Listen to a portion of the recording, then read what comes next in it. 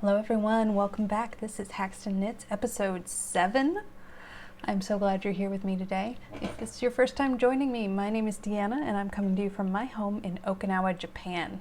This is a podcast primarily about knitting, but I also talk about crochet, weaving, home brewing, whatever I get up to, as well as lots of little snippets about my life here in Japan where I live with my husband. And I'm glad you're here with me today. If you're a returning viewer, I'm so glad you came back. Let's get started. That was really awkward and weird. All right, what's in my glass today? No beer today, surprise. What I'm drinking today is a little bit of awamori. Awamori is a drink. It's an alcohol made out of rice. It's similar to sake. However, sake is a brewed alcohol and awamori is a distilled alcohol, both made from rice. Awamori originates from here in Okinawa, I think. My glass today is a little bit of awamori that I got from the local Family Mart, you know, the high quality stuff. Some cucumber, rosemary, a little bit of seltzer water. So no brew days. I'll talk a little bit more about brew day later. If you remember last episode, it was a little heartbreaking, so I went ahead and got back on the horse and did some more beer brewing, and I'll talk to you about that later. Oh, I'm wearing knitting. Huh. So, what am I wearing? It is finally cold enough to put on a sweater, barely. It is 62 degrees Fahrenheit, which I think is 16 or 17 Celsius. So, you know, it's practically frigid, icy, horribly awful conditions. No, I'm kidding. It's just barely cool enough to justify sneaking into some of my knitwear, and so of course I'm wearing them as much as I can. This pattern is called Arrows Down, and it is just a beautifully worked yoke colorwork pullover. The designer is Natalie V, and I have knit it in Brooklyn Tweed Loft in the colors Almanac is this blue color, which I love a lot, and then Snowbound is the gray color. I have a confession to make. I am not very good at pairing up colors and matching colors, so I tend to find things I like and use exactly those colors. So if this looks a little bit identical to the sample, that is because it is. I tried my very best to get the exact same colors that the model's wearing, and I love it. I love it a lot. There's a little bit of colorwork details on the sleeves here. If you've never used Brooklyn Tweed Loft, it is a woolen spun yarn. When you first see it, it looks a little, I don't know, puny. It's kind of weak, like you can really pull the yarn apart, but it knits into this beautiful, just squishy, sort of spongy, light fabric, but it still manages to keep you nice and warm. And I bet I have a ball of it right here. Hold on. It's funny, we talk about this. These are the scraps left over from this sweater.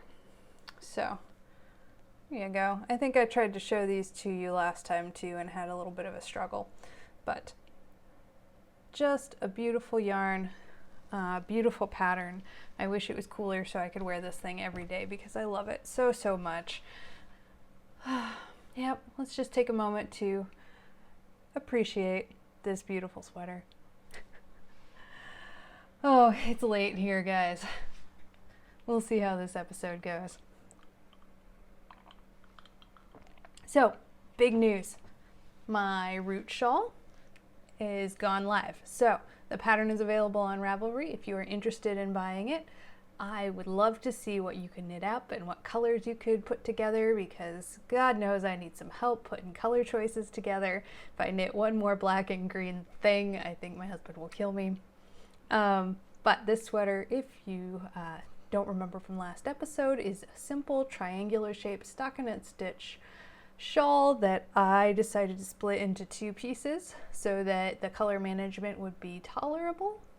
Boy, I'm really selling this thing. So anyway, it uses a technique called vertically stranded color work, which I have talked about in previous episodes. And man, my test knitters, I am so impressed. They got through this pattern so fast. So yeah, I'm super excited. I'll put all the pictures up on Instagram, so you can find me as HaxtonKnits on Instagram and on Ravelry. And of course, I'll just plaster all the pictures across the screen right now while I'm talking about it. But I am super excited. I love this shawl. It turned out great. I love the yarn. So the yarn for this shawl is Woolstok. It's Blue Sky Fibers Woolstock worsted. And I used 2 balls of the cast iron colorway, 2 of the 150 gram balls. And then I used one of their bundles, their mini bundles. It was the cool bundle. For the other colors. So the contrast colors in my shawl are Spring Ice, Earth Ivy, Golden Meadow, and Thermal Spring. And it turned out beautifully. I really want to buy a 3rd ball of yarn and just make it even bigger because I just love, love, love wrapping up in this shawl. Oh yeah, it's a favorite. And it's just really got my design inspiration going. So I've been fiddling around doing lots of swatches and lots of test knits and just, playing around with the charting software to see what I can come up with. So I talked a lot about vertically stranded color work last week, and I've just been really intrigued with the idea of using traditional stranded color work or Fair Isle color work along with this vertically stranded color work together. So I just did a little test swatch. I'm going to pull this out here. Bear in mind, it's pretty simple. This is not a complex swatch, and this is just kind of the ideas, the starting ideas of a yoke sweater here, but ooh, this is the big size too. Here you go. So this yarn is also Brooklyn Tweed. This is their Shelter, which is basically the exact same yarn as the Loft, but a worsted weight as opposed to a fingering weight. That is the brown and the green colors you're seeing here. The orange color is actually 2 strands held together of Juniper Moon Farms Patagonia. And I did that because it was in my stash and that's what I had to work with. Man, I love Juniper Moon Farms too. I know I've talked about them before, but I really like all of their yarns. So I did a provisional cast on here. That is what this white scrap yarn is. This was originally going to be the neckline. In hindsight, this is a little bit big for a neckline. Yep. So this was basically a test swatch. I had was just playing with the colors to see what they would do and wasn't really planning on doing any sort of finished product with this. It's a really big test swatch, isn't it? So this will probably get torn apart and reknit into a more practical size and maybe a more interesting stitch pattern. But the orange parts in this are initially worked in horizontally stranded color work, meaning there are floats going across the row. And then when you get down here, this last little bit is done in that vertically stranded color work so that you don't have these long floats that could get caught or tangled or that you would have to catch in some way and might show through. And then of course these green strands are also done in vertically stranded color work. If I turn this inside out, it's a little bit messy because I got a lot going on in here, but you can see the orange strands of Fair Isle or stranded color work going across, and then the green rows are the vertically stranded color work, which means that you each have their own strand running down the row and they are not carried across. And I'm just really intrigued by this. Oh, I will have to put in, I saw a pattern that I thought would be awesome with this. Hold on. One of my viewers of my previous episode commented on YouTube that I should go check out the Fruity Knitting podcast, episode 25. They had an episode talking about Japanese designers, and I went and saw that. They were doing an interview with a woman whose name now escapes me. I'll put it in below here. But I have seen interviews with her before. She's pretty well known here in Japan, but she was talking about various Japanese designers that she likes. And so of course I went to look for them and I found this pattern. Now on Ravelry, it's called Page 14 Raindrop Sweater by Saichika. Anyway, I thought this pattern would be awesome to do vertically stranded color work with because it has this yoke and then it has these long strands coming down, and the sweater's knit in all one color with these kind of raised strands. I don't know if they're garter ridges or baubles or what. Anyway, I'll put the picture in, but I would love to be able to figure out how to do this pattern using Colorwork so that the whole thing is sort of one main color, and then I have these awesome long baubles hanging down in different contrast colors. I think that would be awesome. Okay, let's get back onto the main quest here. I am working on learning how to grade sweaters and work on them. I am using this book by Ann Budd.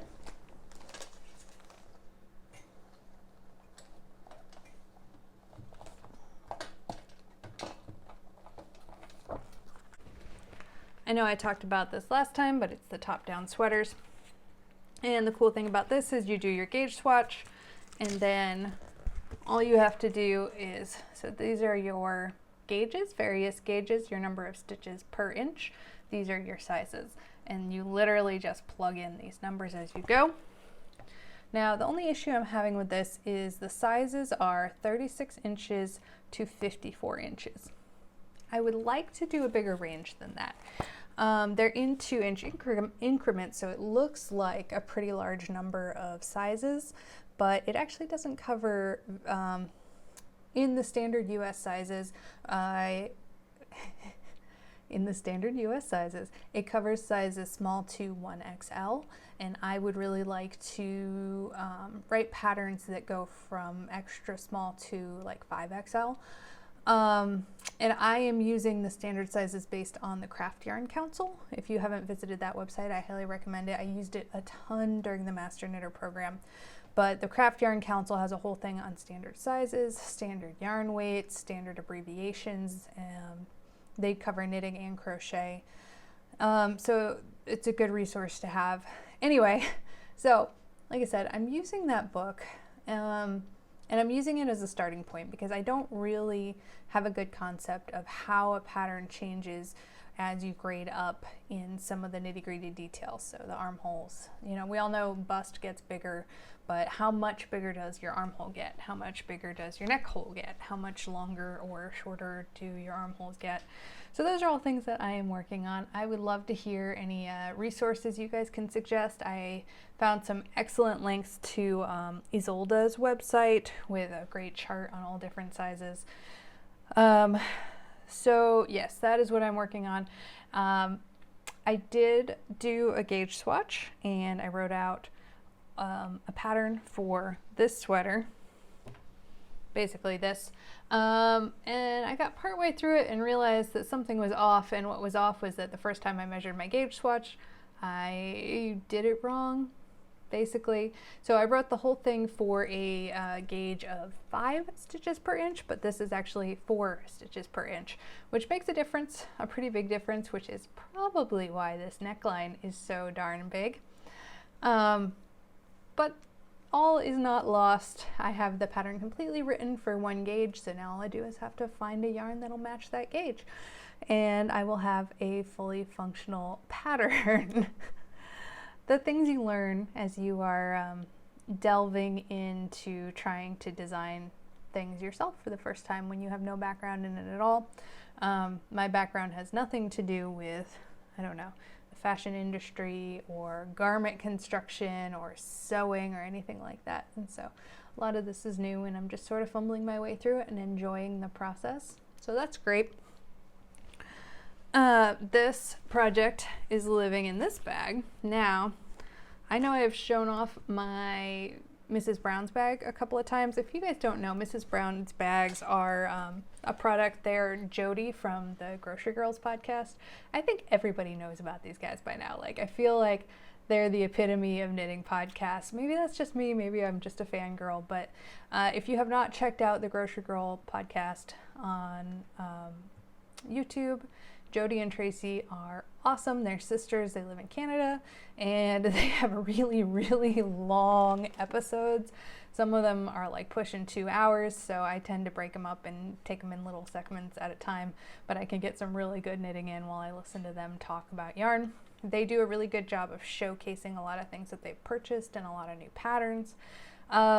Sometimes it does feel a little bit like the Home Shopping Network on there, like they show off so many things and talk about how awesome and marvelous and wonderful they are that I'm not sure if I'm watching a knitting podcast or like a sponsored infomercial. But I do absolutely love watching them, and I love their sense of humor, and I also just get a lot of inspiration from their patterns. But this bag is made by Jody, and this is one of the Mrs. Brown's bags, and I love this thing. And then I was at a yarn festival and I spotted this one, and my first thought was, oh, it's a Mrs. Brown's bag. It's not. This is the Silver Shed, and I have no idea which came first, the Silver Shed or Mrs. Brown's bags, and I don't care because obviously they're a very similar concept.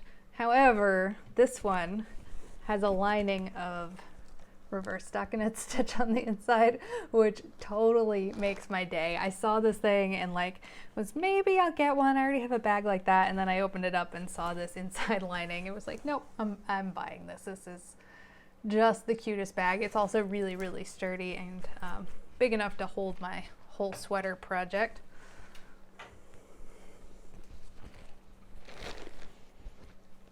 Like so. With the idea of playing with this vertically stranded colorwork project, I've also kind of come up with a couple of hat patterns that I'd like to make. Right now they are just drawings on paper, but I wanted to show you some of the yarn I was looking at. Madeline Tosh was having a sale a while back, and I have never experienced any of their yarn. Wherever I've lived, they haven't been available to me locally. And I don't tend to buy too many things. I try not to buy tons of things online and ship them if I can't. I like to buy locally, but they were having a very, very big sale, and they were selling mystery mini packs. And so I got a bunch of these. This is just a few of them for sure. This is the Madeline Tosh Merino Light. Oh gosh, I have a big bag of these. But I thought it would be fun to do some of that vertically stranded color work with hats. So this is just a ball of Patton's Croy. And so I have one design thought up using this one. And then this ball is Hedgehog fibers. I purchased this one while I was traveling from Seattle to San Antonio. And again, I'd never seen Hedgehog fibers in person anywhere, so I was excited when I spotted this on the shelf to go ahead and buy it.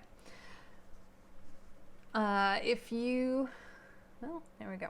Anyway, this is what is left over from my Sunset Highway. So Sunset Highway is a pattern by Caitlin Hunter. I made a t-shirt version of it, and as I was traveling and just picking up balls of yarn, I suddenly realized that I had picked up a bunch of balls of yarn that would work together, and wouldn't it be fun to go ahead and knit a sweater out of it. And since I was traveling through California and down the coast, I thought the Sunset Highway sweater was a really appropriate thing. So there's a second hat pattern I'm sort of dreaming up using those two. And then last but not least, we're going to talk about the Grocery Girls some more. This is Hugh Loco, the Backyard Chickens collection, and the color is Golden Spangled Hamburg, which of course are dyed after chickens, breeds of chickens, which is hilarious. I love it. I won this as a prize when I was participating in so I entered in a couple of my socks into their Sock Talk knit along and won this guy, and man, it's gorgeous. I have been holding on to it because my sock knitting mojo has been kind of low, but I thought maybe a hat with the vertically stranded color work with these two minis would be fun. So we'll see. Maybe it'll happen, maybe it won't. but that's just kind of what I've been daydreaming about. These are, of course, living in my Mrs. Brown's bag with my twisted pin. There you go. I stopped at this shop again on that road trip. Actually, I'm pretty sure this was the shop that I bought the Hedgehog fibers from. And then, of course, I would be remiss if I didn't show you the pin on my other bag. This is my alien, because I am a big sci-fi nerd fan. Okay. Is that it for my whips? Oh gosh, do you guys remember several episodes ago I talked about a baby blanket I had cast on, and I showed you just the cast on. That was it. I don't know where it went. It's gone. I can't find it. I have torn my house apart. I have no idea where the needles or the yarn have ended up. I feel like this is happening to me a lot lately. I'm losing things. I don't know if I'm getting old and senile and crazy or what, but I've torn my house apart and I can't find it. So I don't know. I feel like it's an omen that I just shouldn't knit baby blankets ever. People who know me will know that I'm an inherently selfish knitter, that I don't willingly knit projects for other people, especially if they ask. Ask me to knit you something and I will not do it. I'm telling you now. But I have a coworker who's pregnant. I actually have 5 coworkers who are pregnant, but one of them who I am becoming friends with, and I wanted to knit her a baby blanket. I don't know where it went. And you know what? She doesn't know I was thinking about doing it. So I'm just going to call it that and not knit it. We'll see. I have a soft heart, so I may come around and end up knitting something anyway. And that's it. That's all I got. I'm a little low on finished objects. I'm a little low on whips. And that is mostly because the design bug has been in my head and I've just been thinking about patterns and writing them up and drawing them up and doing a lot of knitting math and gauge swatches and stuff like that. I did really hope that my Nell sweater would be done for you this episode. I tried, guys. Man, I have been knitting like a fiend on this thing, trying to get it done. It's amazing how much inspiration and motivation I can get just from this podcast, because I knew an episode was coming and I really wanted to get it done for you, but I did not. I failed you guys. Oh no. Okay. Here she is. So, the Nell sweater. I have 2 sleeves done and almost all of the body. This is a pattern by ERI, E-R-I is the designer. It is just beautiful, fingering weight. It's got a V-neck, which is supported by a bunch of slip stitches just to kind of give it a faux collar. It has a cute little dash of color work, and then these big puffy sleeves. They come to about halfway down the forearm, so they're 3/4 length sleeves. And I'm pretty shocked. I think this is going to be done with just 3 balls of yarn, which for me seems like not that many. And it is a 3/4 length sleeve, but the body of the sweater is really long. I feel like it's like 18.5 inches from the underarm to the hem, which is generous.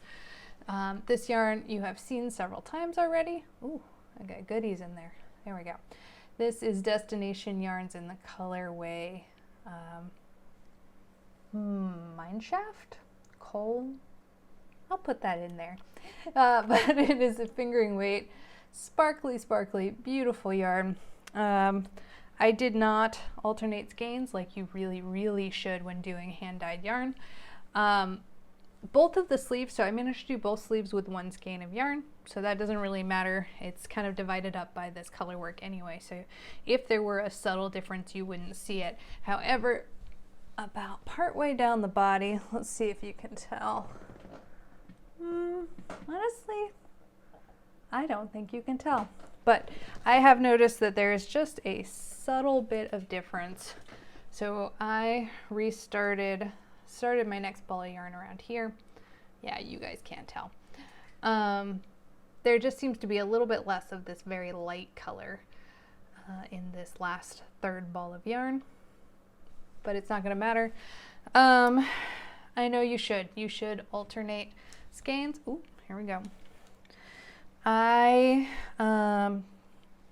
typically don't, and if I get to that part and find that I'm unhappy with the way the color transition looks, I'll just pull out a dozen rows or so and start doing it again.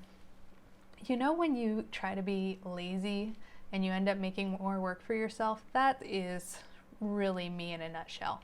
You know, when you find yourself hand winding a ball of yarn just because you don't want to go upstairs and you know, open up the ball winder or load things on the ball winder, so instead you spend 2 hours hand winding a fingering weight ball of yarn. Yeah, that's me in a nutshell. Okay, so hopefully next week that Nell sweater will be done. I think I have about, I don't know, 20 more rows to go and it'll be all finished. I am thinking about making a little modification to it. So if you look at the neckline, this is a V-neck. Sorry, you're hearing my needles click. Can you see right at the bottom of the neckline how you can tell that the yarn is sort of strained or pulling? Let me see if I can point this out to you. Can you see it right here, this strand of yarn? So it's just something, I see it in necklines a lot. You know, the edge of this has this lovely kind of slip stitched I-cord edge, but then right at the bottom here, there's just this raw edge where you broke the knitting and then picked up for the other side of the neckline. And I just don't like it. When I wash it and block it and weave in all the ends, I will try to take the yarn ends and sort of secure that spot a little bit better and see if I can make it look nicer. But if I can't, I'm thinking about picking up that whole neckline and maybe doing like with twine knitting, the twisted braids using the silver and black. I thought that might be nice. This whole pattern is basically just miles and miles of stockinette stitch broken up by like 30 minutes of stranded colorwork knitting. And so the whole time I'm knitting, I'm just daydreaming about different places where I might be able to sneak in some sort of different color or details. And that might just be for want of a break of stockinette stitch knitting. So we'll see if I actually end up adding any of that in or not. I have a couple of acquisitions this week. Not yarn, mind you, not yet. The yarn I acquired has not arrived yet, but I went looking at some local crafters. So UnravelREE and Instagram under the name Zaoric Knit is a lovely local Okinawan crafter. Let me show you this label here, see if you can read it. I am, of course, ever looking for local craft stores, local knitters, anyone who can commiserate with my yarn obsession out here. And this woman just had some beautiful things. And so I went to her shop and purchased some of them, as you do. If you are on my Instagram feed, you've probably already seen this one, but this guy is just gorgeous. You know what I love about this? I mean, you've all seen the woven wall hangings that look like this, but this is crocheted. So it's like this nod to weaving done in crochet. And I like the idea of taking things from one craft and incorporating them with a different craft. And of course, gosh, I love sheep. I mean, I think anyone who knits or crochets eventually just sort of falls in love with sheep. Maybe I'm wrong, but I just love sheep. Never in my life did I think that a sheep would be my favorite animal, and now I have tattoos of sheep on my body. I just love them so much, and this guy is so cute, and I'm so excited to have him on my walls. I got a second item too. Oh, I love this. This is a cuttlefish. Not only is it a cuttlefish, this is a brooch. It's got a pin on the back so I can wear it. Oh, I should wear him the whole rest of the episode. Yep, this is happening. Mr. Cuttlefish is also crocheted, and the yarn, I was at the shop and there was actually just a few balls of yarn for sale. They all had the label monkey yarn on them. And it seemed to be the yarn that was being used in some of these projects. So I don't know if this is her own brand of yarn or what, but this guy is just adorable. I didn't know what to do with him, so I literally just pinned him to my curtains in the middle of my craft room, and he just hangs on the curtain and stares at me all day. Yeah, I don't know what to do with him, but I love him a lot. Awamori. I should tell you about habu sake. So here in Okinawa, we have a thing called habu sake. Habu is a very poisonous snake that lives here on this island that I am always terrified I'm going to encounter while I am hiking, but have not yet so far. Not while hiking. I have almost peed on one while I was out for a very, very long bike ride. I probably shouldn't tell that story, but habu sake is a jar of sake or awamori with a habu snake inside of it. And one of the bars that I used to visit last time I lived here had its resident jar of habu sake. It was a big jar, plastic jar, and it had the snake, and whenever it got empty they'd just pour more in there. But they had named the snake Walter, and they would sell Walter shots, and oh gosh, many a Walter shots should not have been drank. Habu sake is good, but I don't really want a jar of habu sake in my house at any point. And a big shout out to Kaori, who I woke up many a mornings cursing as the sake lady, who used to send me shots of sake when I shouldn't have had any.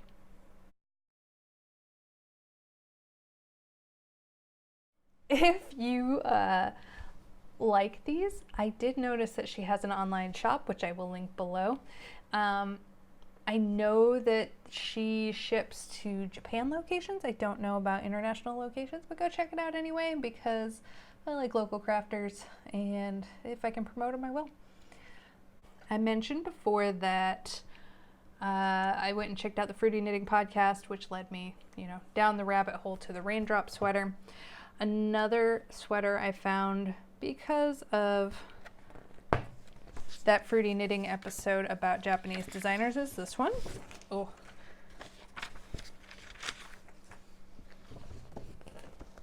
Okay. Check out this guy. He is beautiful. She? I don't know. Is a sweater a male or female? Anyway, this sweater on UnravelREE is called Page 4 Pullover. And then there's a big string of Japanese words which translates to straight knit pullover. Not very exciting, but it was in the Knit Marché. This is an older edition. I think this is 2017. I ordered it through Amazon Japan, amazon.jp, and had it shipped directly to my house here, which was significantly cheaper than trying to order it through the American Amazon. The great thing about Japanese knitting patterns is that you don't need to do too much translating. You can figure them all out based on the schematic. I have photocopied a schematic so I can write all over it because, frankly, I need a lot of help with Japanese knitting patterns. As you guys probably remember from one of our previous episodes, I've been participating in the Knits in Translation knit along that's being hosted by Melissa over at the Knitting the Stash podcast. I probably won't be able to get this sweater done before the close of that knit along, but I'm still posting my progress there. The sweater is beautiful. It is knit entirely sideways. So knit flat seamed completely sideways. You knit from hem across to hem. Same thing with the sleeve. So you'll cast on the whole edge, knit all the way around, and then sew it together. Only thing tricky about that, this pattern comes in one size. I feel like I see this a lot in Japanese sizes. Now it is a pretty generous size. It's a 42-inch bust, which for Japan sizing is pretty impressive. The idea that I would fit into any of the Japanese size things is always real exciting because I'm a pretty big size here in Japan, and a lot of times the clothes don't fit me very well. But with that in mind, I will have to make any adjustments for size ahead of time, because you basically have to cast on more stitches to make a longer sweater or sleeve. And I know this sweater, I think it said from shoulder to hem was 14 inches, which, I mean, usually from underarm to hem, I'm like 16 inches. So I definitely will have to make some adjustments there. But I'm looking forward to tackling it. I do really want to use a Japanese yarn for this. And I went to the local craft store today to try to pick something out and just didn't see anything that I really was excited about. I mentioned last time I'm planning a trip to Tokyo in a few months, so I may hold off on this pattern so that I can buy some yarn while I'm up in Tokyo and use that for this pattern. This Knit Marché magazine, I'm actually really enjoying it despite the fact that I am not a Japanese speaker. It has a lot of really good picture tutorials in it, and a lot of different crafts too. I just wanted to show you a couple of things from here. So I don't know if this is all Japanese patterns or just this issue, but they have a lot of things that are multi-purpose, like this cape that is also a skirt or a lap blanket. Now, I think that's a little bit weird, but it continues throughout this book, like the cardigan that you can wear forward as a cardigan or backwards as a pullover. And then, of course, my absolute favorite, this one's a little rough, is the capelet that can also be a skirt. I don't know.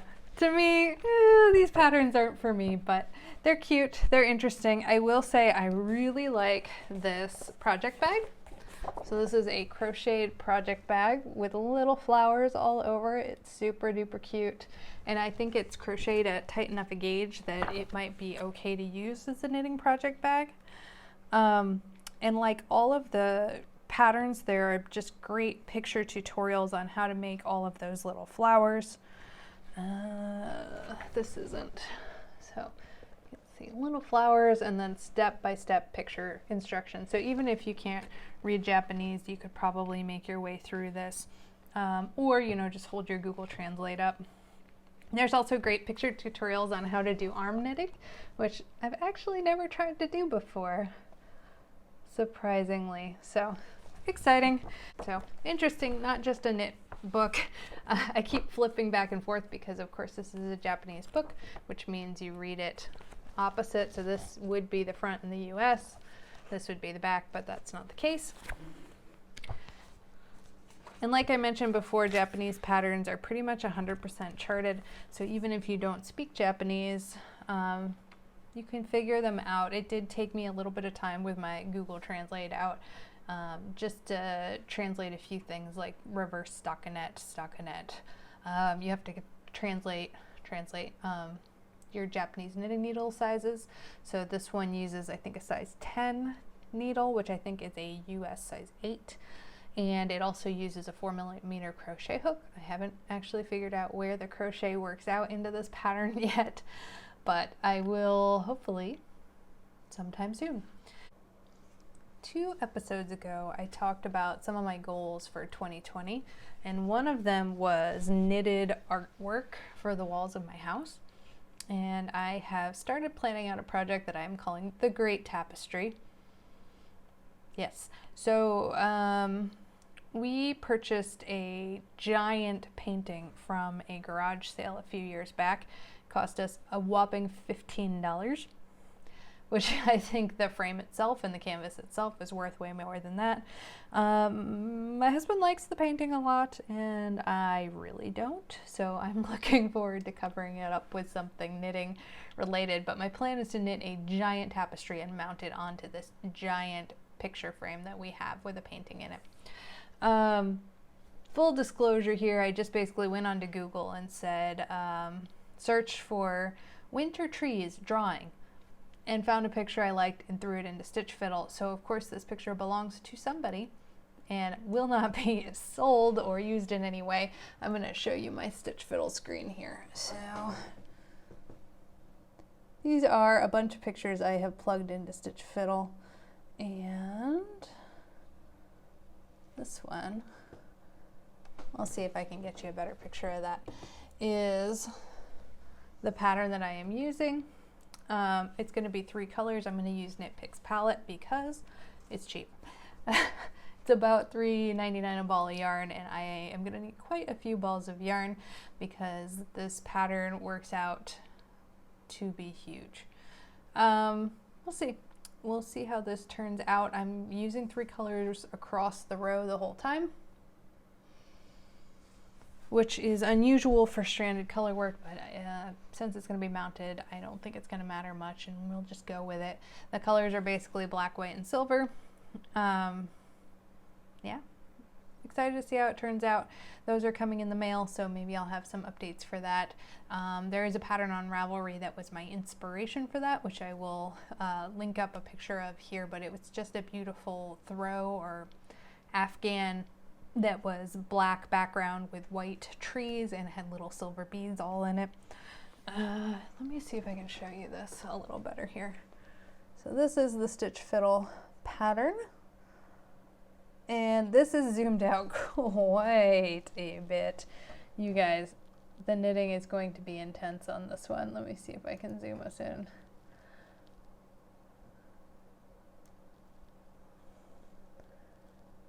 Yeah, I mean, it's going to be intense. There's going to be a lot. The final dimensions for this Great Tapestry are going to be 40 inches by 53 inches. So that is what, 101 centimeters by 134 centimeters. So you get the idea. Pretty big, pretty giant. Hopefully I won't just get bored with it halfway through and quit knitting on it, because I've been known to do that. I almost, I was, putting my order in with Knit Picks, and of course thought, well, I got to make all the bang for my buck, and just about ordered the yarn to make a pair of Fair Isle pants. I'll put those pictures in here too, because I love these. So the pattern is called Fair Isle Pants by Emily Ringelman. And I found on UnravelREE there was a project by RDP Knits in a green color palette that I really loved. I put all the yarn in my cart to buy it and then decided, no, I don't need Fair Isle pants. I live in the tropics. So that won't be happening hopefully anytime soon, but we'll see how it goes. I think that's going to be it for my knitting content today. I'm going to talk to you a little bit about my brew day and a little bit about some of my life stuff going on here in Okinawa. So if you have got your fill with the knitting content and are ready to go, thank you so much for joining me. As always, you can find me on Ravelry and Instagram as HaxtonKnits, and I'm so glad you joined me. But now I'm going to talk about beer. Yes. Okay, so last episode all about the bugs and the flies and the beer that I had to throw down the drain. I knew if I didn't get right back to it and start brewing again right away, I was going to put this off forever. So I just did it. I just went ahead and did my next brew day, and so far so good. So after all of my brewing equipment had been cleaned and quarantined and cleaned again and quarantined again and cleaned again and certified free of fly eggs, oh gross, I went ahead and tried my Orval clone. So Orval is a beer that I've talked about several times. It is a Belgian Trappist beer, and they are located in this gorgeous brewery. I think it's the Abbey Notre Dame d'Orval something. I will throw some pictures in here. But they make a great beer, and they use Brettanomyces in their fermentation. So it's not their primary yeast strain for fermentation. They use a regular ale yeast of some sort, and then they add in secondary this Brettanomyces, and it gives it just this little hint of sourness or farmhouse or whatever you want to call it. And I like that very, very much, and have been wanting to try to make a clone of it for a while. I started with the recipe from Milk the Funk.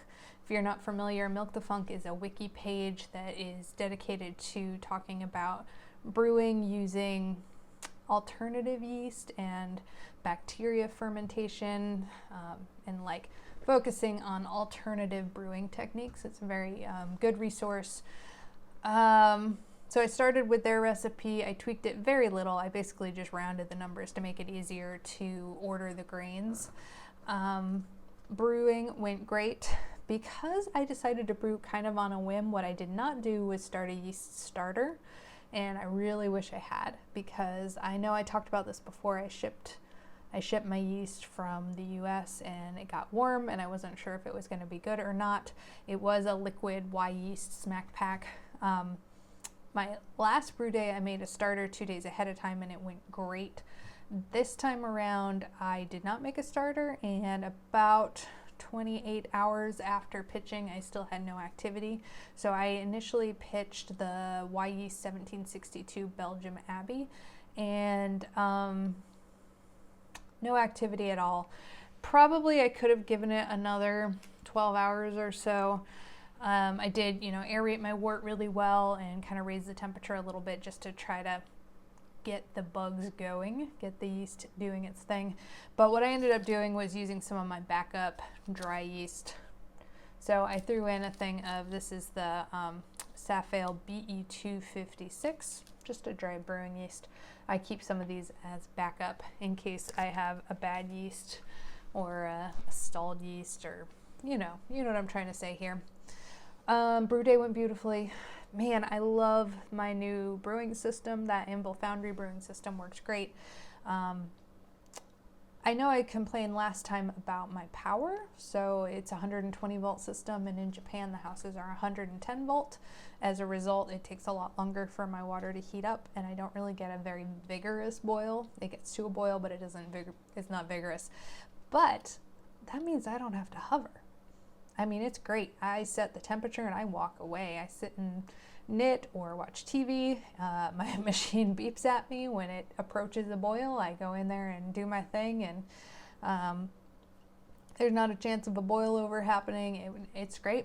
So I've got no complaints there. I'll keep using this system. It does take a little bit longer, but the ease of it, not having to hover around the stove or hover around an open flame or a boiling pot, has been really nice. So even though I could step up the whole system and get one of those, what are they called? Power step up to a 240 volt system, I think for now I won't do that because I'm enjoying the way it's brewing.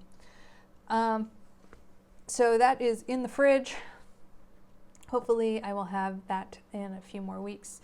I do have some Brett yeast in the fridge, and I'm trying to decide if I'm going to use it or not. Of course, the thing that I love the most about this beer is that sourness. However, my husband doesn't really drink sour beers, and if I have to be honest, he does the bulk of the work of drinking my beers. I do have a glass here and there. As much as you guys on the podcast probably think I drink more than I do, I'm not actually a very big drinker. And so I want to make beers that I know he's going to like. And I also kind of want to taste the beer in its clean state, since I already had some issues with yeast and all of that, to see what it's like and try to make decisions as far as how to tweak that from there. But yes, brew day went great. I also did a little bit of hiking this week. So I have been, I don't know if I've talked about this. I am an avid hiker. I love hiking. Coming from Alaska, the trails here are very different. It is jungle, it is bugs, it is spiders, it is snakes, it is hot. As opposed to, cold, bears, moose, things like that. I have a goal of getting through all of the hikes that are on all trails, just to start with. And then there's of course a very active Okinawa hiking group that I take part in and I go to for hiking inspiration. So if you've used all trails, they're literally all trails. Some of the trails are very much hikes and some of the trails are kind of just recreational walks through the park. The hike I chose this week was the Hantamichi Trail, which is the latter. It's really more of a paved running path, but still it had a lot of history and I enjoyed walking on it. This is part of there's a big project going on here in Okinawa to preserve some of the historical roads, and a lot of them are 14th century or even earlier. And I've done a few of those. I did the Yamato Trail. And anyway, so this was part of one of those. I did walk a ways of that. It was interesting. There's a couple of historical markers for you to look at.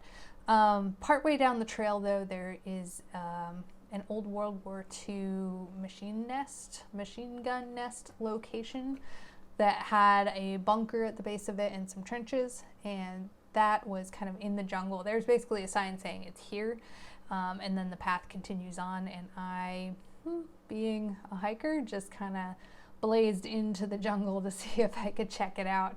I did find some remnants of some sort of a wall, maybe a well.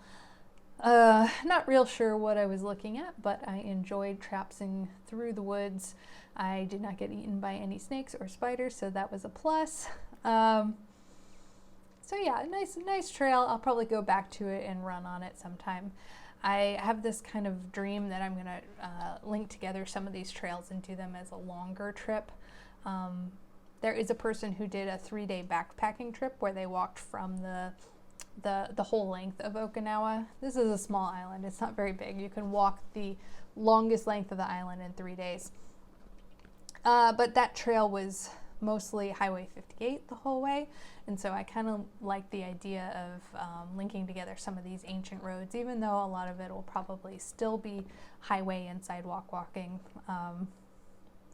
You know, it'd be just an interesting trail to try to accomplish. There's another portion of road down in Naha that I want to check out. I think they just call it the Stone Road right now, but it's over near Shuri Castle.